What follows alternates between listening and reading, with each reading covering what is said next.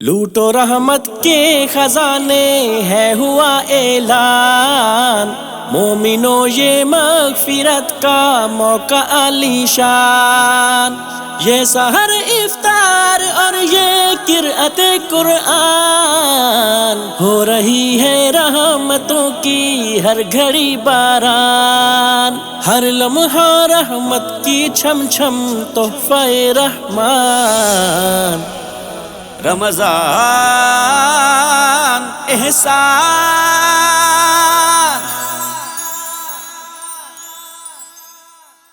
السلام علیکم ورحمۃ اللہ وبرکاتہ۔ بسم اللہ الرحمن الرحیم۔ ناظرین کرام، آپ دیکھ رہے ہیں رمضان احسان، اور آج دوسرا رمضان ہے، دوسرا روزہ ہے۔ ہماری افطار ٹرانسمیشن لائیو آپ کے سامنے پیش خدمت ہے۔ الاحسان آپ کے سامنے مختلف علماء اور پینلسٹ کے ساتھ اپنے پروگرام کو جاری رکھے ہوئے ہیں۔ آج ہماری اس پروگرام کے آغاز میں دو نوجوان ہمارے ساتھ موجود ہیں، ایک قاری حافظ محمد اسحاق صاحب اور دوسرے حافظ طلحہ سلیم صاحب۔ تو میں قاری اسحاق صاحب سے یہ درخواست کرتا ہوں کہ وہ آیات الہیہ سے آج کے پروگرام کا آغاز فرمائیں۔ اعوذ باللہ من الشیطان الرجیم، بسم اللہ الرحمن الرحیم۔ یا ایہا الذین آمنوا اتقوا اللہ ولتنظر نفس ما قدمت لغد واتقوا اللہ ان اللہ خبیر بما تعملون، ولا تكونوا كالذين نسوا الله فأنساهم أنفسهم أولئك هم الفاسقون۔ لا يستوي أصحاب النار وأصحاب الجنة، أصحاب الجنة هم الفائزون۔ لو أنزلنا هذا القرآن على جبل لرأيته خاشعا متصدعا من خشية الله، وتلك الأمثال نضربها للناس لعلهم يتفكرون۔ هو الله الذي لا إله إلا هو عالم الغيب والشهادة، هو الرحمن الرحيم۔ هو الله الذي لا إله إلا هو الملك القدوس السلام المؤمن المهيمن العزيز الجبار المتكبر، سبحان الله عما يشركون۔ هو الله الخالق البارئ المصور، له الأسماء الحسنى، يسبح له ما في السماوات والأرض، وهو العزيز الحكيم۔ صدق اللہ العظیم۔ ماشاءاللہ ماشاءاللہ، بہت خوب آپ نے پڑھا، اور مقام بھی آپ نے بہت ہی شاندار چنا ہے۔ اور ناظرین کرام، اس میں جو ایک آیت مبارکہ بھی آپ نے سنی، خاص طور پہ جب یہ اللہ تعالیٰ ارشاد فرما رہے ہیں کہ اگر ہم اس قرآن کو پہاڑ پر نازل کرتے تو آپ دیکھتے کہ وہ اللہ کے خوف سے، اس کی خشیت سے ریزہ ریزہ ہو جاتا۔ یہ مہینہ رمضان کا مہینہ ہے، اور اس میں خاص طور پہ قرآن مجید کے ساتھ اپنا لگاؤ اور انسیت اور محبت اور تعلق کو بحال کرنا چاہیے، استوار کرنا چاہیے۔ اور پھر انہی دنوں میں ایک رغبت بھی ہوتی ہے نفسی طور پر، یعنی آپ دیکھتے ہیں کہ اللہ تعالیٰ کی طرف سے آسانیاں ہوتی ہیں، موسم اور ماحول بنا ہوتا ہے، اور پھر خاص طور پہ مساجد کے حوالے سے ماحول بنا ہے، قرآن سننے سنانے کے حوالے سے ماحول بنا ہوتا ہے، اور جو جس طرح کی زندگی اس وقت ہم بڑے شہروں میں لوگ گزار رہے ہیں، ان کو بھی تھوڑی فرصت ایک ملتی ہے، بریک ملتی ہے کہ آپ قرآن کے ساتھ واپس اپنا تعلق بحال کریں. تو اس میں غنیمت جاننا چاہیے اور قرآن کے ساتھ جڑ جانا چاہیے. مختلف قراء آپ اگر ہمارے ہی یوٹیوب کو آپ دیکھیں گے الاحسان کو، تو اس پر بھی آپ کو مختلف قراء کی تلاوت مل جائے گی. اور قرآن مجید اس کے سوا جہان ہے پورا آپ کے سامنے، تو آپ اپنی پسند کے کسی قاری سے بھی سن سکتے ہیں. سنتے رہنے سے بھی دل نرم ہوتا ہے، اور یقیناً پڑھنے سے تو اس سے زیادہ فوائد حاصل ہوتے ہیں. حافظ طلحہ سلیم صاحب ہمارے ساتھ موجود ہیں، اور نعت مبارکہ وہ آپ کے سامنے پڑھیں گے.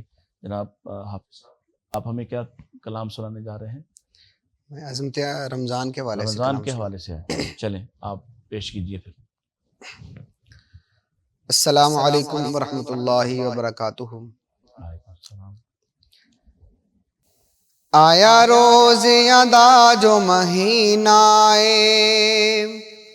اے رحمت داوی خزینہ اللہ نے کرم کمایا سنو پھر دن وکھایا سنو پھر دن وکھایا سنو پھر دن وکھایا رمضان دیامن تے ہوئے رزق اضافے نے ایک نیکی دے 700 پہ مل دے منافع نے رمضان دیامن تے ہوئے رزق اضافے نے ایک نیکی تے 700 پہ مل دے منافع نے اے مہینہ عالی شان لوگو ہے اللہ دا مہمان لوگو بن رحمت برکت آیا سانو پھر اے دن وکھایا سانو پھر اے دن وکھایا سانو پھر اے دن وکھایا دن روزہ رات قیام ہوئے ساڈے رب لب تے رب دا کلام ہوئے دن روزہ رات قیام ہوئے ساڈے لب تے رب دا کلام ہوئے ہر مومن ذہن بنایا سانو پھر اے دن وکھایا سانو پھر اے دن وکھایا سانو پھر اے دن وکھایا ہے حج دی برابری وی عمرہ رمضان دے کول اے میرا نہیں سن نبی سلطان دائے ہے حج دے برابری وی عمرہ رمضان دے کول اے میرا نہیں سن نبی سلطان دائے رمضان دا پاک مہینہ ہوئے کدی مکہ کدی مدینہ ہوئے طلحہ نے عرض سنایا سانو پھر دن وکھایا سانو پھر دن وکھایا سانو پھر دن وکھایا ماشاءاللہ. تو آپ کوئی اردو بھی پڑھتے ہیں؟ جی اردو اردو میں میں یا نعت؟ ہاں جی پڑھ لیتے. تو سنائیں، کچھ اور سنا دیں. چلیں آپ سے ملاقات ہے پہلی دفعہ، اور یہ نوجوانوں کی حوصلہ افزائی بھی ہے کہ ان کو چینل پہ موقع دیا جا رہا ہے. ابھی یہ زیر تعلیم ہے، انشاءاللہ آنے والے وقتوں میں انہی لوگوں کا مستقبل ہے. جی جناب، کوئی اور کلام ہے؟ میں انشاءاللہ قاری خالم جاہد صاحب کا ایک بڑا ہٹ کلام آج کل جو ٹک ٹاک پہ بہت ہی وائرل کلام ہے، میں وہی کلام اردو میں سناؤں گا. اے ماہ رمضان اے رب کے مہمان تیرا نام مبارک ہو اے ماہ رمضان اے رب کے مہمان تیرا آنا مبارک ہو، رکھیں گے روزے پڑھیں گے قرآن تیرا آنا مبارک ہو۔ تو رحمت کا مہینہ ہے، تو بخشش کا خزینہ ہے، تو رحمت کا مہینہ ہے، تو بخشش کا خزینہ ہے۔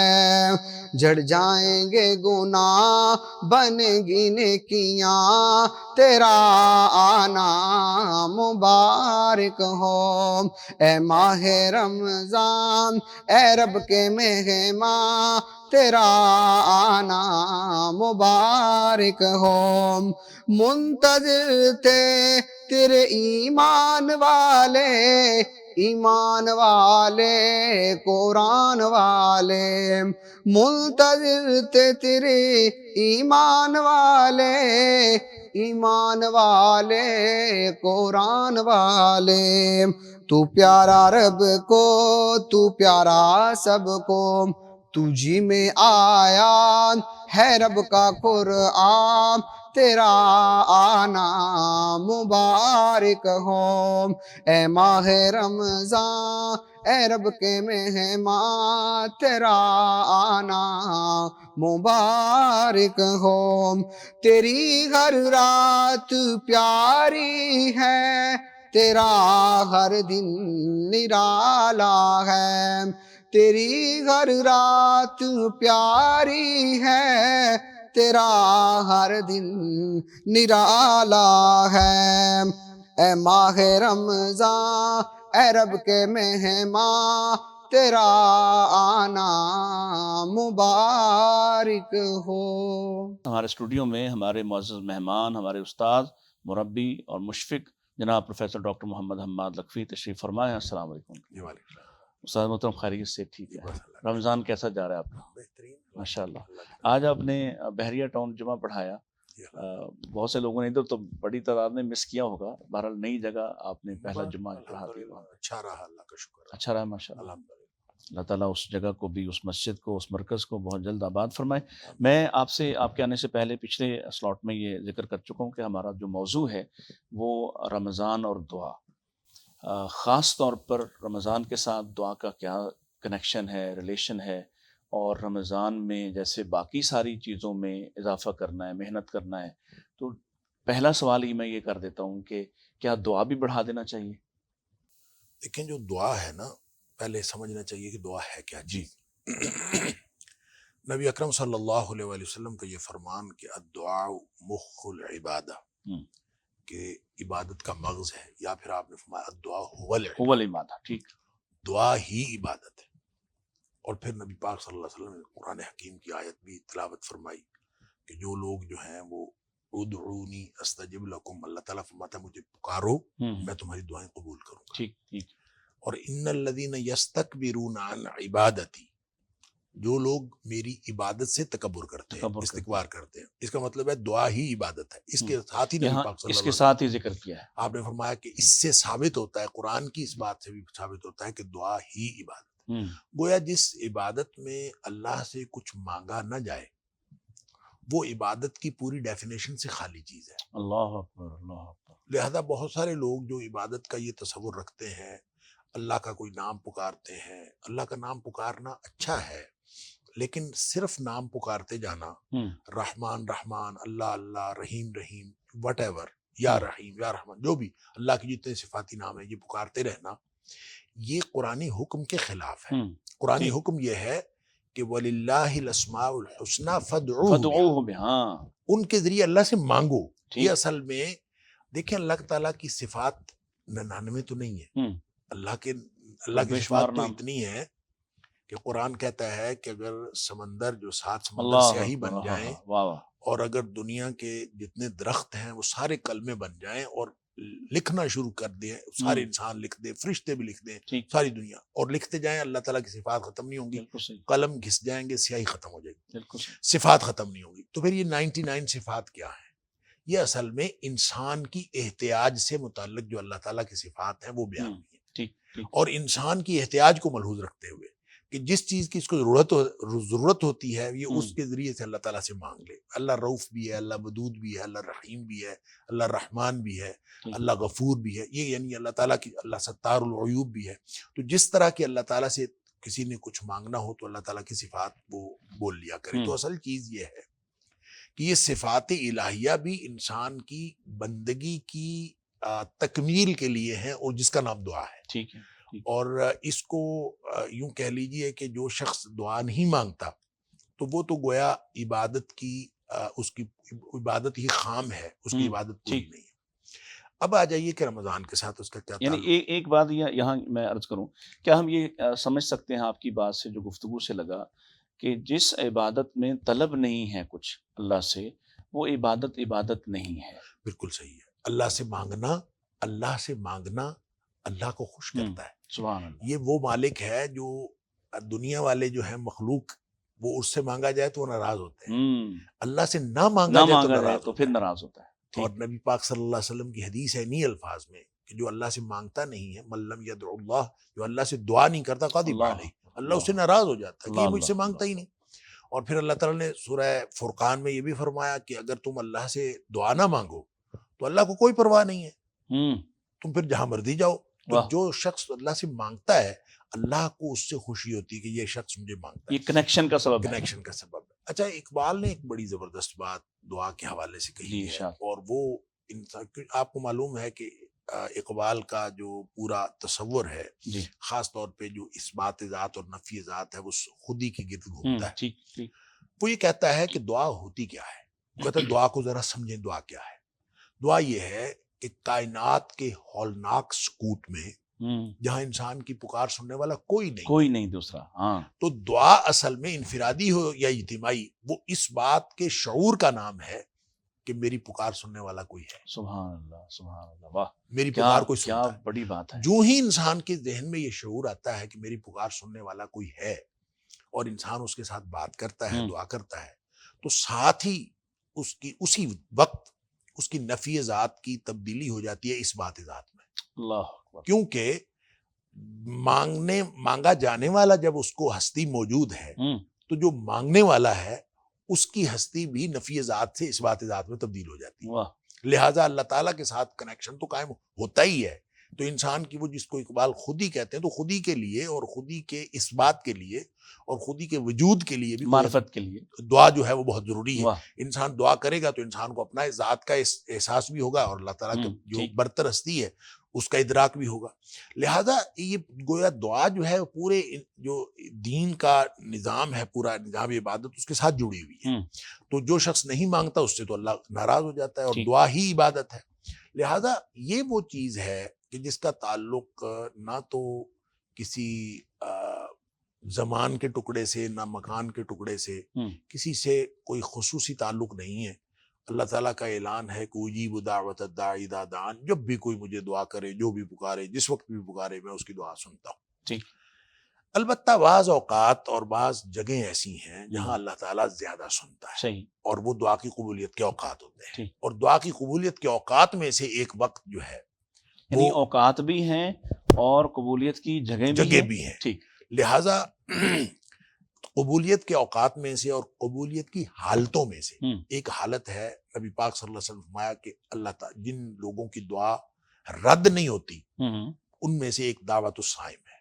اللہ اکبر. روزہ جس شخص نے رکھا ہوا، جیسے دعوت المظلوم ہے، جیسے دعوت المظلوم ایسے دعوت الصائم. واہ، سبحان اللہ. کہ جو شخص روزہ دار ہے اس کی دعا رد ہوتی نہیں. سبحان اللہ، سبحان اللہ. لہذا اسلاف سے تو شیخ یہ بھی ثابت ہے کہ جن لوگوں نے دعا کرنی ہوتی تھی اللہ سے، وہ روزہ رکھ لیتے تھے کہ میں روزہ رکھ کے اللہ سے دعا کروں. سبحان اللہ. تاکہ میری دعا جو ہے وہ رد ہی نہ ہو.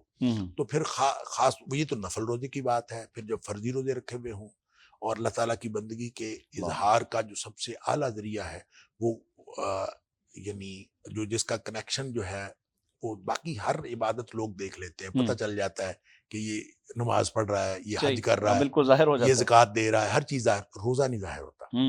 اور روزے کا کنیکشن جو ہے اللہ کے ساتھ یہ بتانا پڑے گا کہ انی صائم. بتانا پڑے گا کہ میں روزے دار ہوں، وغیرہ کوئی نہیں پتہ چلتا. صحیح. لہٰذا وہ روزہ اگر انسان رکھتا ہے، اور صرف معدے کا تو روزہ ہوتا نہیں، ٹھیک. روزہ تو ساری ہاں، چیزوں کا ہے، ٹھیک نگاہوں ہے. کا بھی، زبان کا بھی، کانوں کا بھی، سب کا روزہ ہے. جب انسان اس طرح سے روزہ رکھ کے پھرتا ہے، اللہ کو وہ بندے پر بڑا ہی پیار آتا ہے، واہ. اور پھر اس کی وہ دعا رد نہیں کرتا. لہٰذا روزے کے ساتھ جو کنیکشن ہے خصوصی دعا کا، اور اللہ تعالیٰ نے پھر یہ بھی فرما دیا، اور جب جہاں روزے کا ذکر ہوا سورہ بقرہ کے اندر، وہاں عین روزے کے ذکر تذکرے کے درمیان میں دعا کا ذکر ہوا ہے. واہ واہ واہ. اور وہ سیاق و سباق یہ بتاتا ہے کہ یہ جو مہینہ ہے یہ صرف روزہ رکھنے کا مہینہ نہیں ہے، بلکہ دعائیں کرنے کا مہینہ. واہ واہ.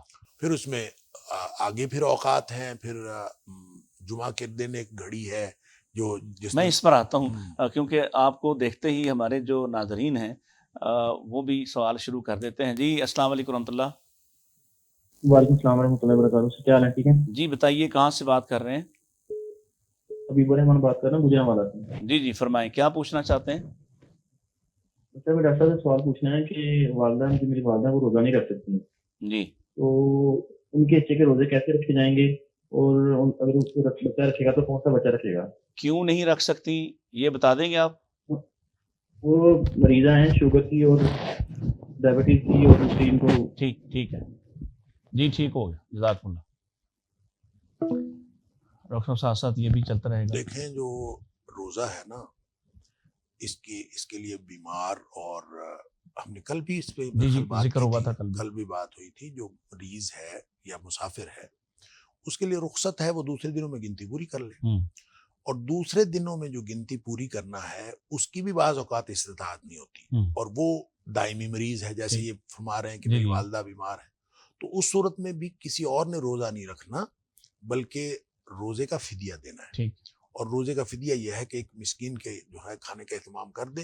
اور اگر تو امکان ہے کہ والدہ جو ہے کسی وقت درست ہو جائیں گی اور صحت بہتر ہو جائے گی تو پھر اگلے رمضان تک انتظار کر لیں. اور اگر ایسا کوئی امکان نہیں ہے کہ ان کی صحت کی حالت ایسا ہے، وہ دائمی مریضہ ہے، تو پھر وہ فدیہ دے دے، اس میں کوئی حرج نہیں انشاءاللہ. ایک سوال کا پارٹ یہ بھی تھا کہ ان کی جگہ اگر کوئی روزہ رکھنا چاہے تو اولاد میں رکھ سکتا ہے؟ نہیں، ان کی جگہ پہ زندگی میں کوئی روزہ نہیں رکھ سکتا. ہاں. اگر وہ اللہ نخواستہ اس دنیا سے چلی جاتی ہیں، اور کوئی بھی شخص جو فوت ہو جاتا ہے اس کے میں روزے ہوتے ہیں، تو اس کے لیے حدیث میں آتا ہے کہ پھر اس کا ولی جو اس کا وارث ہے اس کی طرف سے روزے رکھے. تو ورثاء چونکہ اولاد ورثاء ہوتی ہیں تو وہ آپس میں تقسیم کر کے روزہ رکھ سکتے ہیں. اور کوئی بھی ضروری نہیں کہ ایک ہی شخص، مثلا کسی کے 1 مہینے کے روزے رہتے ہیں تو ضروری نہیں کہ ایک ہی بندہ 30 روزے رکھے. 3 لوگ مل کے 10 روزے رکھ سکتے ہیں، 10 لوگ مل کے بھی 10 لوگ 3 روزے رکھ سکتے ہیں. جتنے ورثاء ہوں ان میں سے روزے رکھے جا سکتے ہیں. لیکن ان دنوں میں روزہ ہے تو فدیہ دیں گے اور کچھ نہیں، کسی بھی مسکین کو. بالکل ٹھیک. ڈاکٹر صاحب اگلا سوال جو آپ بات کر رہے تھے اسی حوالے سے کہ رمضان پھر وہ جو مختلف اوقات ہیں، مختلف جو جگہیں ہیں، تو میں چاہوں گا یہ بڑی شاندار بات ہے، اس کا تذکرہ. اچھا، میں عرض یہ کر رہا تھا کہ مثلا اوقات میں نبی اکرم صلی اللہ علیہ وسلم نے مسافر کا ذکر بھی فرمایا، مسافر کی دعا بھی رد نہیں ہوتی. تو جو حالت سفر میں ان کو دعائیں کرنی چاہیے. یہ سفر جو ہے وہ سفر جس پر قصر وغیرہ ہو جائے اس کو ہم کہیں گے، یا ود ان سٹی جیسے ہم لاہور میں اگر رہتے ہیں تو ایک جگہ سے دوسری جگہ جانے میں ہی کوئی 51 منٹ گھنٹہ لگ سکتا ہے؟ نہیں، دیکھیں وہ وقت جو لگ جاتا ہے، آپ لوکل جگہ پہ جا رہے ہیں تو اس میں سفر کی ڈیفینیشن تو لاگو نہیں ہوتی. ٹھیک ہے. تو جس سفر پر سفر کی تعریف جو ہے وہ اس کا اطلاق ہوتا ہے وہی ہو سکتا ہے. یعنی آؤٹ آف سٹی جب بھی آپ کوئی ایسا سفر کریں گے جس کو سفر کہا جا سکتا ہے، اس پہ بعض ائمہ نے اپنی آراء کا بھی اظہار کیا ہے. مثلا جو امام بخاری علیہ الرحمہ ہیں، انہوں نے تو اس کے لیے وقت کی تعین بھی کی ہے، جو اگرچہ حدیث کے اندر کوئی تعین نہیں ہے، لیکن انہوں نے اپنے طور پہ انہوں نے کہا سفر یوم و لیلہ. سفر جو ہے وہ 1 دن رات کا ہوتا ہے، اس سے کم کا اس کو وہ سفر نہیں قرار دیتے. لہٰذا ان کا خیال، انہوں نے یہ بات اس حدیث سے استدلال کیا ہے کہ جو خاتون جو ہے بغیر محرم کے سفر نہیں کر سکتی تو وہ 1 دن رات ہے. اور جو اگر دن میں اس سے کم ہو تو وہ سفر کر سکتی ہے. لیکن آج کل تو ڈاکٹر صاحب مثال کے طور پہ ہم کراچی بھی اگر جا رہے ہیں، یہی میں کہہ رہا ہوں نا، آج کل تو سعودیہ سے ہو کے بندہ واپس آ جاتا ہے. 1 دن میں ہو جاتا ہے. 1 دن میں آدمی سعودیہ سے 5 گھنٹے کی فلائٹ ہے، آپ جا کے واپس آ سکتے ہیں، دبئی جا کے واپس آ سکتے ہیں. تو لیکن وہ اگر ڈیفینیشن ہم اس کے اوپر لگائیں تو پھر وہ سفر یہ درست نہیں ہے. لہٰذا اگر وہ مدت کے اعتبار سے نہ بھی ہو، اگر وہ یعنی مسافت کے اعتبار سے وہ ایک 23-24 کلومیٹر سے زیادہ ہو جاتا ہے تو وہ سفر ہے، اور اس سفر کے اندر اللہ تعالیٰ دعا قبول فرماتا ہے۔ اسی طرح حدیث میں آتا ہے کہ یہ جو جمعرات اور جمعے کی درمیانی شب ہے، اس رات بھی ایک کوئی خصوصی گھڑی ہے جس وقت اللہ تعالیٰ دعائیں قبول فرماتا ہے۔ اچھا، ہر رات میں بھی ایک گھڑی ہے، اچھا، جو جب ایک تہائی رات رہ جاتی ہے، ایک تہائی رات اس وقت اللہ تعالیٰ کی طرف سے صدائیں آ رہی ہوتی ہیں، وہ مانگنے والا ہے تو میں اس کی دعا قبول کروں، تو کوئی مجھ سے مغفرت مانگنے میں اس کو بخش دوں، جو کوئی اور سوال کرے میں اس کو عطا کر دوں۔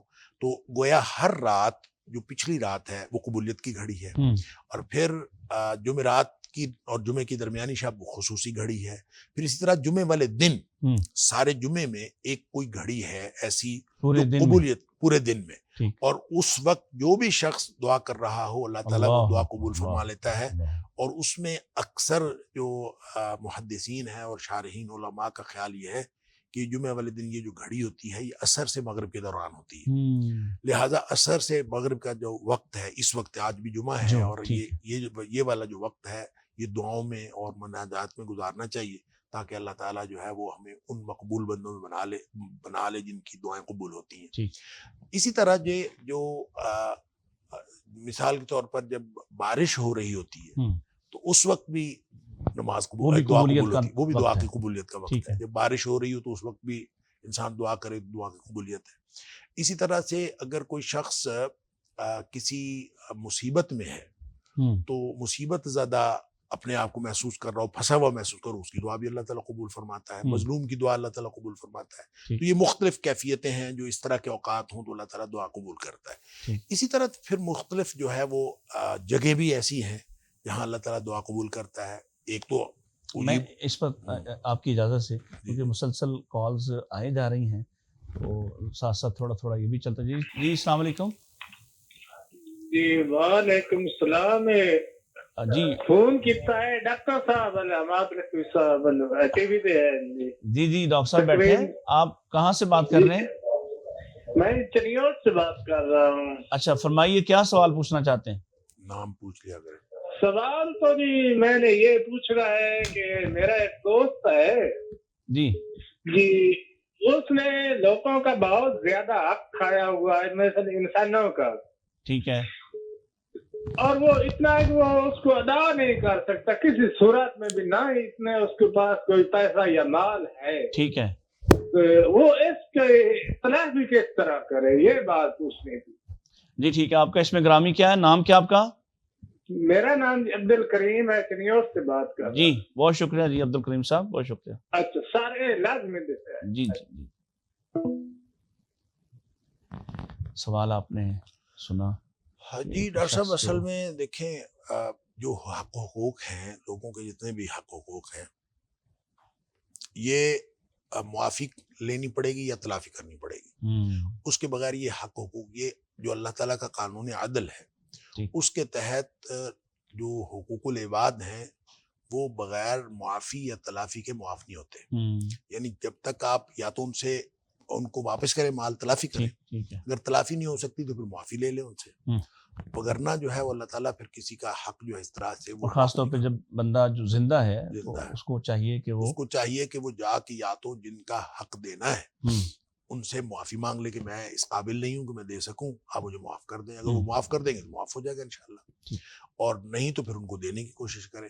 تو دونوں صورتوں میں کوئی ایک کام کرے، یا تو مزدوری کر لے، جو بھی کر لے، تھوڑے تھوڑے جتنے ہو سکتے ہیں وہ دیتا جائے، اپنی جتنی زندگی اللہ تعالیٰ ہو سکتا ہے اللہ تعالیٰ کل کو فراخی دے دے اور سارے حقوق پورے کر لے۔ لیکن اگر نہ کر سکے تو پھر اس کو جا کے ان سے معاف کروا لینے چاہیے۔ ایسا نہ ہو کہ کہیں قیامت والے دن جو ہے وہ لوگ کھڑے ہو جائیں، مطالبہ کریں، اور اس پر جو ہے وہ بہت خوفناک، اللہ کے رسول یہ ایسے معاف نہیں ہوں گے۔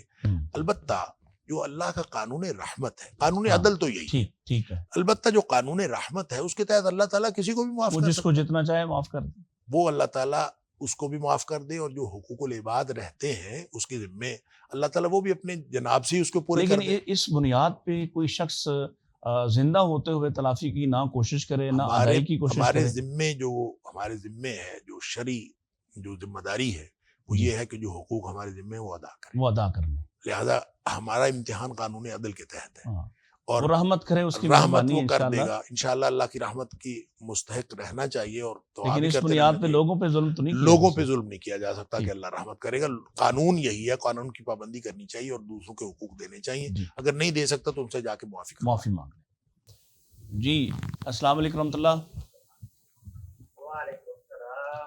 جی کون صاحب کہاں سے بات کر رہے ہیں؟ جی فرمائیے، کیا پوچھنا چاہتے ہیں؟ ڈاکٹر صاحب سے کیا دینا ہے، کچھ دعائیں سلمان کو میری بیٹی کی طبیعت ذرا خراب ہے۔ ہاں اللہ پاک ٹھیک۔ اللہ تعالیٰ ان کو صحت دے، اللہ تعالیٰ آپ کی بیٹی کو صحت دے، اور اللہ تعالیٰ آپ کے آنکھوں کی ٹھنڈک بنائے، اللہ تعالیٰ اس کی قسمت اچھی کرے، اللہ تعالیٰ ہم سب کی دنیا بھی اچھی کرے، ہماری آخرت بھی اچھی کرے، اللہ تعالیٰ ہم سب کو جنت الفردوس کے اندر اکٹھا فرمائے۔ ڈاکٹر صاحب ہاتھ اٹھانا، بہت سے لوگ آپ کو پتہ ہے اس بات پہ بڑا شدید شکوہ شکایت اور منع کرتے ہیں، ہاتھ نہیں اٹھانے چاہیے، مختلف کیفی، یعنی نماز میں بھی آپ نے ہاتھ نہیں اٹھانے، فلاں میں بھی ہاتھ نہیں اٹھانے۔ تو ہاتھ اٹھا کے اجتماعی طور پر یا انفرادی طور پر کیا کوئی حرج ہے اس بات میں، یا سنت موجود ہے اس معاملے میں؟ دیکھیں جو نبی اکرم صلی اللہ علیہ وآلہ وسلم کا جو دعا کا طریقہ تھا، آپ بالعموم ہاتھ اٹھا کے دعا کرتے تھے، اچھا، اور دعا پھر قبلہ رو ہو کے دعا کرتے تھے۔ اچھا، نبی پاک صلی اللہ علیہ وسلم کا دعا کا عمومی طریقہ یہی تھا۔ سبحان اللہ۔ اور پھر آپ کی حیات طیبہ میں ایک بھی واقعہ ہمیں ایسا نہیں ملتا کہ آپ کو کسی شخص نے کہا ہو کہ آپ میرے لیے دعا کر دیں اور نبی پاک صلی اللہ علیہ وسلم نے فوراً ہاتھ نہ اٹھایا ہو۔ اللہ اکبر۔ اور جب بھی کسی شخص نے دعا کے لیے کہا، نبی کریم صلی اللہ علیہ وسلم نے ہاتھ اٹھا دیے، اور جب بھی آپ ہاتھ اٹھاتے تھے ساتھ صحابہ کرام بھی ہاتھ اٹھا لیتے تھے۔ لہذا یہ اس کے لیے کوئی خاص وقت یا خاص موقع کو متعین کر لینا یہ تو درست نہیں ہے۔ ٹھیک ہے، بالکل صحیح۔ البتہ عمومی طور پر دعا کسی بھی وقت، کسی بھی جگہ، کسی بھی طرح کی جا سکتی ہے۔ ٹھیک ہے، وہ آپ دعا اگر ہاتھ اٹھا کے کریں گے تو وہ زیادہ بہتر ہے اس دعا سے جو ہاتھ اٹھائے بغیر کی جاتی ہے، چاہے انفرادی ہو چاہے اجتماعی ہو۔ اور اگر آپ اس کو قبلہ رو ہو کے کریں گے وہ زیادہ بہتر ہے، بجائے اس کے کہ آپ کسی اور طرف منہ کر کے کریں۔ اگرچہ دعا تو وہ بھی ہو جائے گی، آپ جس وقت جس طرف منہ کر کے دعا کریں گے وہ دعا قبول ہوگی۔ ٹھیک ہے۔ ہاتھ اٹھانے کی ایک ایکسٹرا فضیلت یہ بھی ہے کہ نبی کریم صلی اللہ علیہ وسلم نے فرمایا کہ اللہ فرماتا ہے کہ جب یہ کوئی میرا بندہ میرے سامنے ہاتھ اٹھا کے دعا کرتا ہے تو مجھے حیا آتی ہے کہ میں اس کو خالی ہاتھ لوٹاؤں۔ واہ واہ، سبحان اللہ، سبحان لہٰذا اللہ کے سامنے ہاتھ اٹھانے چاہیے، یعنی ہاتھ پھیلانا جو ہے وہ اللہ کو اللہ اتنا کو بہت محبوب پسند ہے۔ ہے۔ ہاں بالکل، اللہ تعالیٰ اس کو خالی ہاتھ نہیں لوٹاتا۔ اللہ، لہٰذا نبی کریم صلی اللہ علیہ وآلہ وسلم سے ہاتھ اٹھانے کی 3 کیفیات جو ہیں وہ منقول ہیں۔ مثلا یہ بھی کہ نبی پاک صلی اللہ علیہ وسلم ہاتھ لمبے کر کے، بالکل بازو سیدھے کر کے آسمانوں کی طرف کرتے تھے، اور اس کی کیفیت بعض اوقات صحابہ اکرام یہ بتاتے ہیں کہ جیسے نبی پاک صلی اللہ علیہ وسلم کی بغلوں کی سفیدی نظر آ گئی۔ اللہ، یعنی نبی پاک اتنا صلی اللہ علیہ بلند کیا ہاتھ اتنا کے، لمبا کر کے اور یوں بلند کیا کہ سبحان اللہ۔ نبی پاک صلی اللہ علیہ وسلم کے بغلوں کی سفیدی نظر آ گئی۔ جب بعض اوقات یہاں تک بھی نبی پاک صلی اللہ علیہ وسلم نے کی ہیں اور یہاں بھی کی ہیں، لہٰذا تینوں جو کیفیتیں ہیں درست ہیں ہاتھ اٹھانے کی۔ بلکہ شاید وہ جو خطبہ حجۃ الوداع کی بات ہے وہاں وہ شاید آپ کے تھکنے کا بھی کہیں ذکر ہے کہ آہستہ آہستہ بازو جیسے پھیلائے ہوئے نیچے آ گئے، واپس نیچے آ گئے۔ تو یہ تینوں کیفیات میں دعا کرنے میں ہاتھ اٹھانے میں کوئی حرج نہیں، لیکن ہاتھ اٹھانا چاہیے دعا میں۔ اور جو اس کے لیے میں نے عرض کیا کہ کوئی خاص موقع یا کسی خاص وقت کو متعین کر اصل لینا مسئلہ وہ ہے، وہ درست نہیں ہے، اس لیے کہ نبی پاک صلی اللہ علیہ وسلم نے کسی خاص موقع پہ اس طرح سے ہمیں دعا کے لیے نہیں کہا۔ خاص طور پہ جو فرض نماز کے بعد کی بات ہے تو یہ ہے تو قبولیت دعا کا وقت۔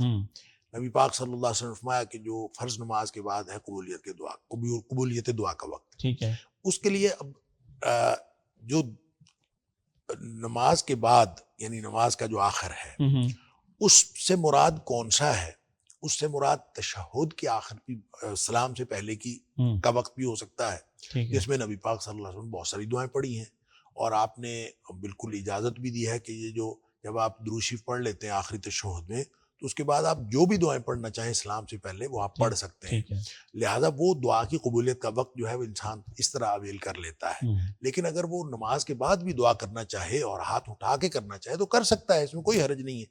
لیکن مسئلہ صرف یہ ہے کہ جو ہمارے ہاں رواجی دعا بن گئی ہے کہ نماز کا اس کو جماعت کا حصہ قرار دے دیا بعد گیا، السلام جو ہے، جو سلام پھیرنے کے بعد سارے لوگ ہاتھ اٹھا لیتے ہیں، امام ہاتھ اٹھاتے ہیں، سب ہاتھ اٹھاتے ہیں، اور جب تک دعا نہیں ہوتی لوگ اٹھتے نہیں ہیں اور لوگ سمجھتے ہیں یہ نماز کا حصہ. یہ غلط ہے اور یہ رواج بنا لینا. البتہ کوئی شخص اگر کبھی دعا کر لیتا ہے اور کبھی اجتماعی بھی کر لیتا ہے، کبھی انفرادی کر لیتا ہے، اس میں کوئی حرج نہیں، کیونکہ نبی پاک صلی اللہ علیہ وسلم نے اس کے بارے میں کوئی اسپیسیفک طریقہ جو ہے وہ متعین نہیں فرمایا. ٹھیک ہے. لہٰذا اگر کوئی شخص کہے کہ ہر صورت میں دعا نہیں کرنی تو یہ بھی میرا خیال میں زیادتی ہوگی.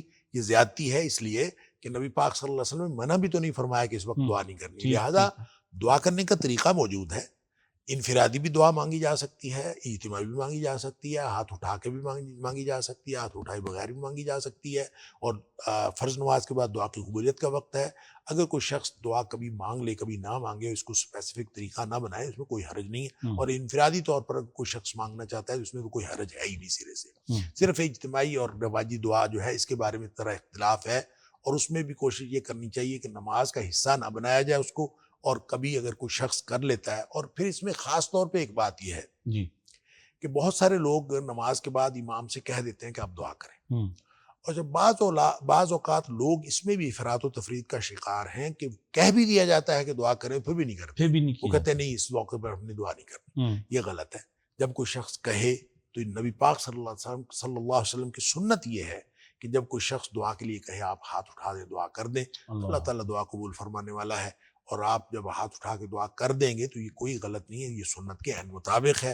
البتہ اس کو نماز کا حصہ نہیں بنانا چاہیے. اصل آپ کو لگتا ہے اس بات پہ، کیونکہ یہ جو آپ ابھی افراد و تفرید کی بات ہوئی، تو جب آپ کنڈیم کرتے ہیں مسلسل کہ آپ نے دعا نہیں کرنی، تو اس کا کیا یہ نقصان آپ کو محسوس ہوتا ہے کہ ہمارے جو بچے ہیں، اگلی جو جنریشن ہے، پھر وہ انفرادی دعا بھی نہیں کرتے اور وہ اس کے بعد نہیں بیٹھتے؟ ظاہر ہے وہ دعا کو اپنی عبادت سے مائنس کر دیتے ہیں نا. وہ یہ سمجھتے ہیں کہ شاید دعا کی ضرورت ہی نہیں ہے، پھر وہ دعا نہیں مانگتے. اور جب آپ مانگیں دعا، اور آپ کو خاص طور پہ جب کوئی کہہ رہا ہو کہ دعا مانگ لیں اور بیماروں کے لیے دعا کر دیں، کوئی خاص بیمار ہوتا ہے اس کے لیے لوگ کہتے ہیں، اور اپنے کسی مسئلے کے لیے کہہ دیتے ہیں دعا کر دیں، تو آپ ان کے کہنے پر دعا کر دیں. ایک تو اس سنت پر عمل ہو جائے گا کہ نبی پاک صلی اللہ علیہ وسلم کو جب کوئی کہتا تھا تو آپ دعا فرما دیتے.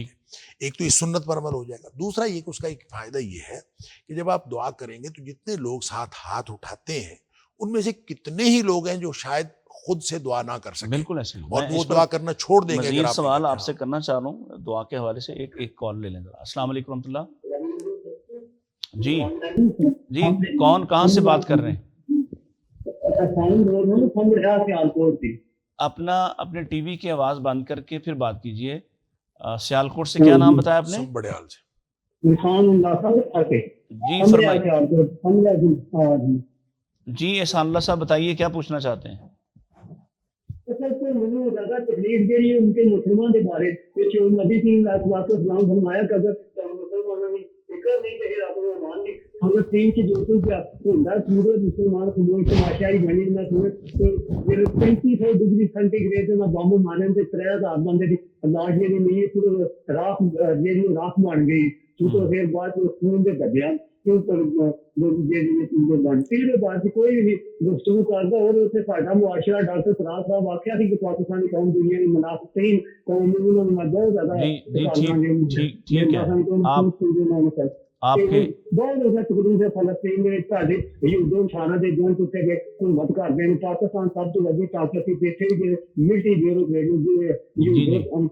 آپ کے آپ کے سوال کا ڈاکٹر صاحب جواب دیتے ہیں. آپ کی پریشانی تکلیف ہم سب کی ہے اور ابھی ڈاکٹر صاحب اس پر بات کرتے ہیں. فلسطین کے حوالے سے ظاہر ہے ان کی ایک فکر، اور ظاہر ہے پوری امت ہی اس پہ مضطرب ہے اور ہمارا بس نہیں چل رہا. دیکھیں ایک تو میں جو بھی کالر تھے میں ان کو اپریشیٹ کرتا ہوں. احسان صاحب ہیں. احسان صاحب جو ہیں اللہ تعالیٰ ان کے ایمان کو اور زیادہ مضبوط کرے اور ان کو جو فکر ہے امت مسلمہ کی اس فکر کو اور زیادہ کرے. یہ ایمان کی علامت ہے انشاءاللہ. انشاءاللہ۔ لیکن جہاں تک صورتحال ہے، فلسطین کی صورتحال جتنی وہ بیان کر رہے ہیں شاید اس سے بھی بری ہے، اور یہ بالکل درست بات ہے کہ امت مسلمہ کی جو بے حسی ہے وہ منافقت کی حدوں کو چھو رہی ہے، اور صرف پاکستان کی بات نہیں ہے، پوری ملت اسلامیہ میں ہمیں ایسی ہی صورتحال نظر آ رہی ہے۔ ہر کوئی اپنی سیاست کر رہا ہے، ہر کوئی اپنے معاملات سیدھے کر رہا ہے، چاہے کوئی بورڈ آف پیس بن رہا ہے، چاہے کچھ ہو رہا ہے، ساری دنیا دیکھ رہی ہے کہ دنیا میں کیا تماشے ہو رہے ہیں۔ اور اس موقع پر چاہیے تو یہ تھا کہ امت مسلمہ جڑ جاتی، اور وہ جڑ کے وہ کافروں، دیکھیں آپ ان کے ساتھ بورڈ آف پیس کی بات کر رہے ہیں جنہوں نے خود اسلحہ دیا، اور انہوں نے خود یہ کہا کہ پیس خود دجیاں بکھیری، انہوں نے کہا کہ ہم نے فلسطینیوں کے خلاف اسرائیل کو اسلحہ دیا ہے، یہ آن ریکارڈ ہے، اور انہوں نے بڑا اچھا استعمال کیا، گویا وہ جو چیتھڑے اڑے فلسطینیوں کے وہ ان کے اسلحے سے اڑے، اور اب وہ بورڈ آف پیس بنا رہے ہیں، اور ہم جو بھاگے بھاگے جا کے بورڈ آف پیس میں جو ہے وہ شرکت کر رہے ہیں۔ دیکھیں اس کی جو باقی جتنی بھی تفصیلات ہیں وہ الگ ہیں، لیکن میرا خیال میں فکر کرنا اور اس فکر کے ذریعے سے امت مسلمہ کو متحد کرنے کی کوشش کرنا اور اپنی آواز بلند کرنا یہ ضروری ہے، اور یہ کرتے رہنا چاہیے تو یہ تھا کہ امت مسلمہ کے 57-58 ملک جو تھے وہ سارے اکٹھے ہو جاتے، اور وہ جتنے لوگوں نے فلسطینیوں پر ظلم کیے ہیں اور جو ظلم کرنے والے ظالم ہیں ان کے خلاف اٹھ کھڑے ہوتے، اور اس بات سے قطع نظر کہ یہ کامیاب ہوتے یا ناکام ہوتے۔ دیکھیں اللہ تعالیٰ نے قرآن میں ایک سیدھا سا اصول بنایا، فرمایا کہ جو لڑا اللہ کے لیے ہو، من یقاتل فی سبیل اللہ، لڑا اللہ کے لیے ہو، پھر وہ اس بات سے بالکل بے پرواہ ہو جائے کہ کیا وہ کامیاب ہوگا یا وہ خود ختم ہو جائے گا۔ فرمایا فیقتل او یقتل او یغلب، وہ قتل کر دیا جائے چاہے وہ غالب آ جائے، فسوف نؤتیہ اجرا عظیما، دونوں صورتوں میں اجر مل جائے گا۔ اس لیے چاہیے یہ کہ امت اکٹھی ہو، اب نہیں ہو رہی تو ہم کیا کریں؟ دیکھیں یہ حکمرانوں کا کرنے کا کام ہے، سپہ سالاروں کے کرنے کا کام ہے، وہ آپس میں جڑیں، وہ ایک فوج بنائیں، وہ سارا کچھ کریں۔ ہم ایک عام آدمی یا یہ جو احسان صاحب جہاں پہ بھی ہیں سنبڑیال سے، جتنے لوگ بھی ہم بات کرتے ہیں، ہمارے ذمے فوج اکٹھی کرنا اور ان کا مقابلہ کرنا نہیں ہے، ہمارے ذمے ان کو ذمہ داری کا احساس دلانا ہے، بالکل صحیح کرنا انہوں نے ہے۔ لہٰذا ہم جو ذمہ داری کا احساس دلانے کے لیے آواز بلند کریں گے تو یہ انشاءاللہ ہماری طرف سے یہ اپنی ڈیوٹی، اپنا فرض پورا ہو جائے گا۔ اس لیے انہوں نے آواز بلند کی، ہم بھی اپنے ٹی وی پہ بیٹھ کے بات کر رہے ہیں، اور مختلف لوگ ہم اپنے ممبر پہ بھی کرتے ہیں، جہاں جہاں موقع ملتا ہے ہم بات کرتے ہیں، اور یہی ہمارے ذمے ہے کہ ہم بجائے اس کے کہ ہم کوئی کیوس، کوئی افراتفری، کوئی ابتری، خود کوئی فساد کریٹ کریں، ایک دوسرے یا کو ملامت کریں، یا گروپ اور جتھا بندی کریں اور ایک دوسرے کے خلاف ایسی بات کریں، یہ درست نہیں ہے۔ البتہ جو ذمہ داران ہیں، ذمہ داران کون ہیں؟ وہ سپہ سالار ہیں اور حکومت۔ حکومتوں کو ہم اس بات پر لگائیں اور ان سے کہیں کہ وہ اس طرح سے ان کو طرز عمل بنانا چاہیے، پالیسی بنانی چاہیے۔ اگر وہ نہیں بناتے تو اس کے ذمہ دار وہ ہیں، قیامت کو وہ جواب دیں گے۔ جی السلام علیکم ورحمۃ اللہ۔ وعلیکم السلام ورحمۃ اللہ۔ علامہ صاحب سے بات کرنی ہے، ابھی کال سنی ہے میں نے ان کی گفتگو۔ جی آپ کہاں سے بات کر رہے ہیں؟ کون صاحب ہیں؟ میں ریاض احمد بات کر رہا ہوں ضلع ڈیرہ غازی خان سے۔ جی فرمائیے ریاض صاحب، کیا پوچھنا چاہتے ہیں؟ ہاں وہ پوچھنا یہ چاہتا ہوں، دعا کے سلسلے میں انہوں نے فرمایا ہے کہ میں ذرا تائید کرتا ہوں، ڈاکٹر کیپٹن ریٹائرڈ عثمانی صاحب ہیں کراچی کے، ان کو انہوں نے فرمایا ہے کہ دعا ہاتھ اٹھا کر نہیں کرنی چاہیے، حضور صلی اللہ علیہ وآلہ وسلم نے ایک موقع پر صرف کیا ہے، باقی ہر نماز کے بعد دعا اٹھا کے دعا نہیں کی۔ تو علامہ صاحب نے فرمایا ہے کہ کوئی مانگ لے اگر ہاتھ اٹھا کے کوئی حرج نہیں، اگر نہ مانگے ہاتھ اٹھا کے تو کوئی حرج نہیں، برائے کرم اسے کہے کہ وہ حدیث بتائیں، وہ ثبوت بتائیں، یہ نہ کہیں کہ اگر مانگ لے اگر نہ مانگے، اگر کی بات نہیں، یہ تو حتمی فیصلہ ہونا چاہیے، دین میں حتمی بات ہونی چاہیے۔ ٹھیک ہے، آپ کا سوال آ گیا ہے۔ آپ جب ہم سے کرتے ہیں، کال کرتے ہیں تو کوشش کیا کیجئے کہ اپنے ٹی وی کی آواز بند کر دیں اور مختصر سوال کریں، کیونکہ ظاہر ہے یہ وقت بڑا قیمتی ہے، بہت سے اور لوگ سوال کر رہے ہوتے ہیں اور افطار بھی قریب آ گیا ہے۔ تو بس میں آپ کا سوال ڈاکٹر صاحب کی طرف شفٹ کر دیتا ہوں کہ ان کا شکوہ یہ ہے کہ جی آپ اس کا کوئی ثبوت دیں، تو ثبوت دیکھیں انشاءاللہ ثبوت یہ ہے، میں عرض کرتا ہوں، پہلی بات یہ ہے کہ نبی اکرم صلی اللہ علیہ وآلہ وسلم نے فرمایا کہ جو فرض نماز کے بعد دعا کی قبولیت کا وقت ہے، پہلا ثبوت یہ ہے۔ دوسرا ثبوت یہ ہے کہ نبی پاک صلی اللہ علیہ وسلم نے کسی ایک جگہ یا 2 جگہ یا 10 جگہ آپ نے ہاتھ اٹھا کے دعا مانگی، چاہے ایک جگہ ہی ہو تو ثبوت مل گیا۔ جب نبی پاک صلی اللہ علیہ وسلم نے ہاتھ اٹھا کے دعا مانگی تو اس کا مطلب ہے ہاتھ اٹھانے کا ثبوت بھی مل گیا۔ اب رہ کے یہ بات کہ نماز کے بعد، باجماعت نماز پڑھنے کے بعد یہ جو رواجی دعا ہے یہ کرنی چاہیے کہ نہیں، یہ ہے اب سوال رہ گیا۔ اس موقع پہ دعا تو کر لینی چاہیے، لیکن یہ جو نماز کا حصہ بنا لیا گیا ہے یہ نہیں کرنی چاہیے۔ اس لیے ہم کہتے ہیں کہ جو کبھی کبھار کر لینی چاہیے اور کبھی کبھار نہیں کرنی چاہیے، اور جہاں یہ رواج بننے کا امکان ہو، رواج پڑا ہوا ہو، وہاں نہیں کرنی چاہیے، زیادہ بہتر ہے، تاکہ لوگوں کی یہ حوصلہ شکنی ہونی چاہیے کہ کوئی شخص اس کو لازم اگر قرار دیتا ہے تو وہاں نہیں کرنی چاہیے۔ لہٰذا نہ کرنے کی بات جب ہم کہتے ہیں نا بالکل نہیں کرنی چاہیے، تو پھر ہمیں وہ احادیث نکالنی پڑیں گی اس میں سے، ذخیرہ احادیث میں سے، جس میں نبی پاک صلی اللہ علیہ وسلم نے فرمایا کہ دعا کی قبولیت کا وقت ہے۔ تو دعا کی قبولیت کا وقت ہے، ایک بات یہ ثابت ہے۔ پھر نبی پاک صلی اللہ علیہ وسلم سے بہرحال ہاتھ اٹھانا ثابت ہے، اور پھر نبی پاک صلی اللہ علیہ وسلم کی یہ فرمان کہ ہاتھ اٹھا کے اللہ تعالیٰ فرماتا ہے کہ میں اس کا خالی ہاتھ اٹھاؤں، مجھے حیا آتی ہے، مجھے شرم آتی ہے۔ لہٰذا یہ ساری باتیں اس طرف جاتی ہیں کہ اگر کوئی شخص ہاتھ اٹھا کے دعا مانگتا ہے اور اس کو کوئی متعین طریقہ نہیں بناتا جو نبی پاک صلی اللہ علیہ وسلم نے نہیں بنایا، اب اگر کوئی متعین طریقہ نہیں بناتا تو یہ درست ہے ان ثبوتوں کی بنیاد پر۔ بہرحال یہ ہماری سمجھ ہے، اگر بھائی کی سمجھ جو ہے وہ ہماری سمجھ سے مختلف ہے تو اللہ تعالیٰ ہم سب کو ہدایت نصیب فرمائے۔ جی ٹھیک ہے، میں ڈاکٹر صاحب ایک آخری کالر، بس اس کے بعد ہم اس کو وائنڈ اپ کرتے ہیں، ٹائم ختم ہوگا۔ جی السلام علیکم ورحمۃ اللہ۔ وعلیکم السلام ورحمۃ اللہ وبرکاتہ۔ کون صاحب کہاں سے بات کر رہے ہیں؟ جمشید ڈار کاموں کی تو گل کر رہے ہیں۔ جی فرمائیے جمشید صاحب، کیا پوچھنا چاہتے ہیں؟ ڈاکٹر صاحب نے پوچھنا تھا، میں سفر میں رہتا ہوں، دعا کیسے کی جائے، طریقہ دعا کا پوچھنا تھا، کیسے کی جائے وہ جو۔ جی ٹھیک ہے ڈاکٹر صاحب، وہ جو آپ نے ذکر فرمایا کہ سفر میں بھی، ہاں دیکھیں دعا کے لیے طریقہ جو ہے، ویسے تو آپ کوئی بھی دعا کسی بھی وقت آپ اللہ کو پکاریں، انشاءاللہ وہ دعا ہوگی اور اللہ تعالیٰ اس کو قبول کرے گا، بشرطے کہ آپ کی روزی حرام کی نہ ہو۔ پہلے سب سے پہلی شرط یہ ہے کہ رزق جو ہے وہ آپ حلال کا کھاتے ہوں، حرام روزی کھانے والے کی دعا قبول نہیں ہوتی۔ پھر آپ خود پاک ہوں، پاکیزہ ہوں، اور ناپاک نہ ہوں، حدث اکبر یا حدث اصغر سے بچے ہوئے ہوں، اور پھر آپ جب دعا کرتے ہیں اللہ تعالیٰ قبول فرماتا ہے۔ لیکن دعا کیسے کرنی ہے اس کا ویسے تو کوئی متعین طریقہ نہیں ہے، لیکن نبی پاک صلی اللہ علیہ وسلم نے سورہ فاتحہ کی صورت میں جو اللہ کریم نے ایک دعا نازل فرمائی ہے، اسی سے ایک طریقہ بھی نکلتا ہے، وہ دعا بھی ہے، وہ طریقہ دعا کی تعلیم بھی ہے۔